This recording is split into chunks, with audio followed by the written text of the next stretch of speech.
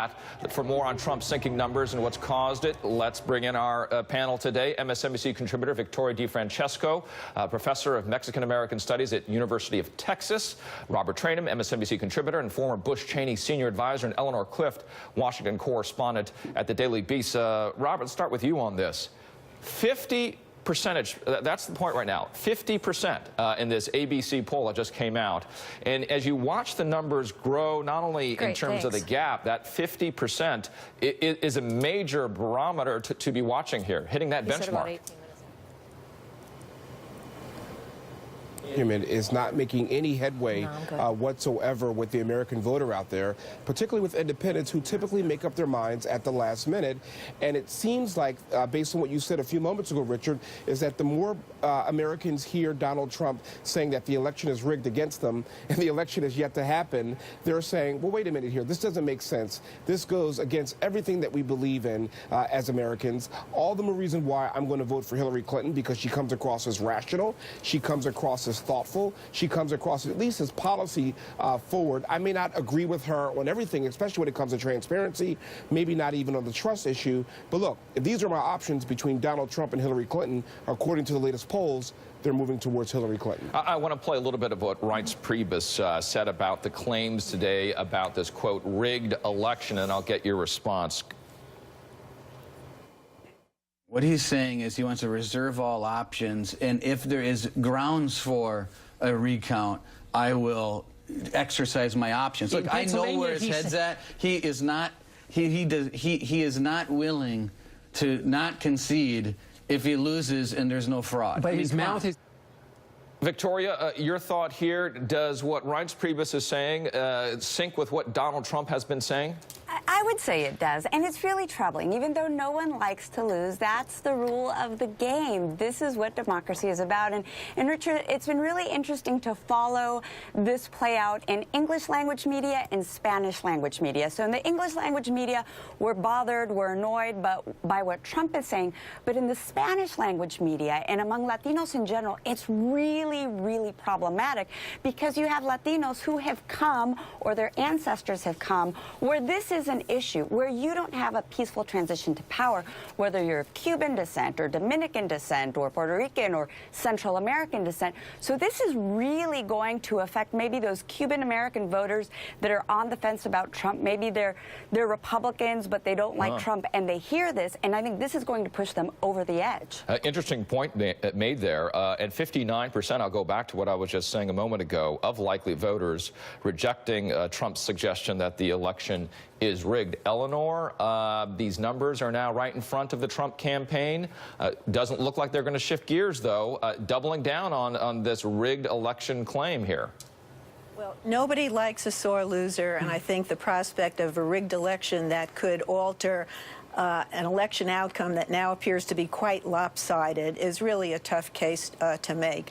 And it seems to me that Donald Trump should start viewing some concession speeches from the past, because this could be a fine moment for him if he goes out on a high note. Although I must say, it makes me a little uneasy that the media now seems to be totally buying the fact that this election is over. That may discourage turnout. I think Donald Trump is correct that he could probably shoot someone on Fifth Avenue, as he has said, and his supporters would still back him. They're going to be out there. So I think we have to be mindful that 16 days left in an election, there's still a lot to happen, still thousands more emails to come. So we better not pronounce this over before it's over. There are 34 states right now that are voting, early voting, either in person or mail-in at the moment. And Robert, when you look at the numbers here of this new ABC News poll, if that is a snapshot, Donald Trump will not win this election. But Eleanor is warning folks need to still get out there and vote. Your thought about who might be going to the polls right now in this early voting process? Again, 34 states.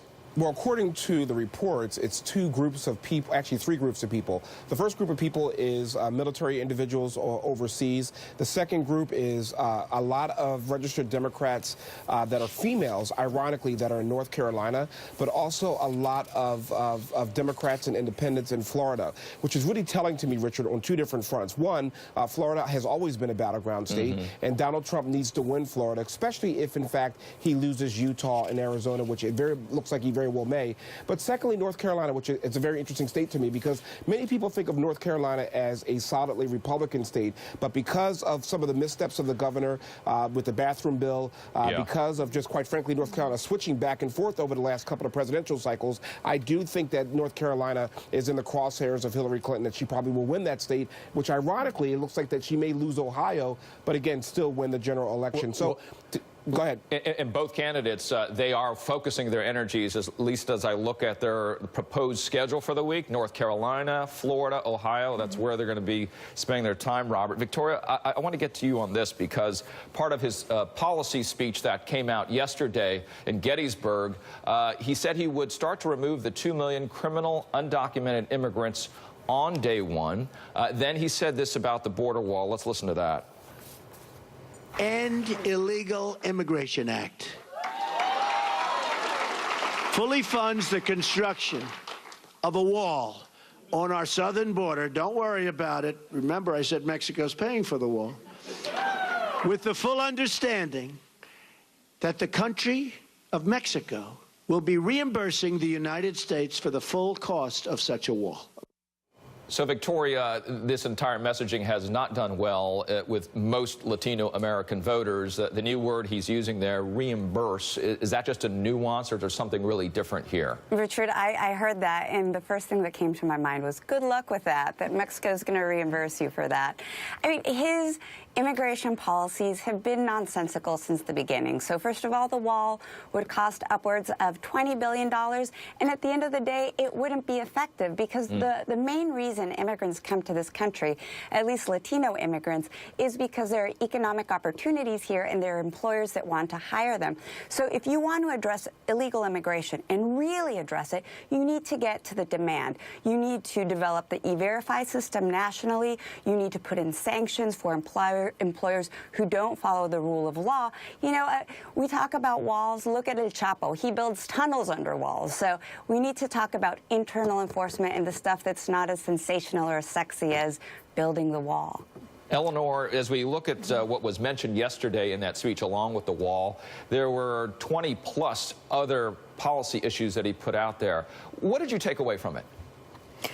That it's all magical thinking. I think he would like to sign a number of executive orders his first day in office, and he would do away with Obamacare and whatever else that he has in mind, which goes against one of the main Republican complaints against President Obama, that he has overused his executive authority. You know, I think at this point of the campaign, he has revealed so few specifics of how he would actually accomplish any of his goals that I really don't think people are taking what he says very seriously, and I think that's what we see bearing out in the polls as well. I think people have basically kind of given up on his candidacy. We'll see if that 100-day contract does resonate in coming polls, because he's just started that messaging as of yesterday. Robert, Eleanor, Victoria, stay with us. We'll get back to you later in the hour.